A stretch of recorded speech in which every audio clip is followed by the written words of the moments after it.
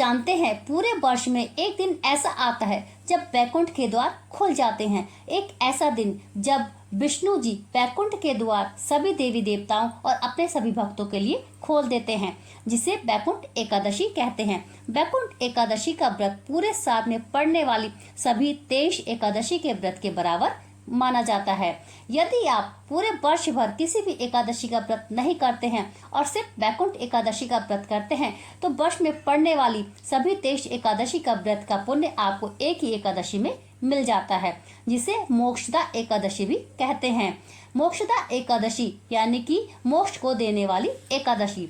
जो वैकुंठ एकादशी का व्रत करता है वह मोक्ष को प्राप्त करके वैकुंठ धाम चला जाता है।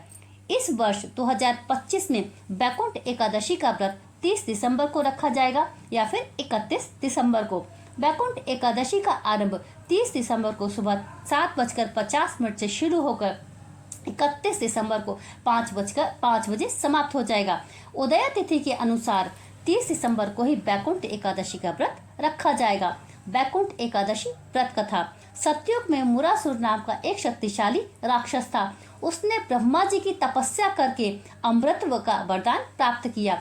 इस वरदान का फायदा उठाते हुए मुरासुर ने स्वर्ग पर हमला करके सभी देवताओं को स्वर्ग से निकाल दिया। सभी देवगण मुरासुर के इस आतंक से डरकर शिव जी के पास गए और शिव जी ने सभी देवताओं को श्री हरि विष्णु के पास भेज दिया और विष्णु जी ने मुरासुर राक्षस से लगभग 10,000 वर्षों तक युद्ध किया। लेकिन जब युद्ध से कोई समाधान नहीं निकला तो मुरासुर युद्ध छोड़कर भाग गया और श्री हरि विष्णु भी बद्रिका आश्रम में विश्राम करने के लिए और योग निद्रा में चले गए। मुरासुर को जब बद्रिका आश्रम के बारे में पता चला वह विष्णु जी को ढूंढते ढूंढते बद्रिका आश्रम पहुंच गया, जहां विष्णु जी योग निद्रा में थे। मुरासुर ने विष्णु जी पर आक्रमण करना चाहा, तभी विष्णु जी के शरीर से एक अत्यंत सुंदर कन्या उत्पन्न हुई। उस कन्या के शरीर से इतना तीव्र तेज निकल रहा था कि मुरासुर वहीं जलकर राख हो गया।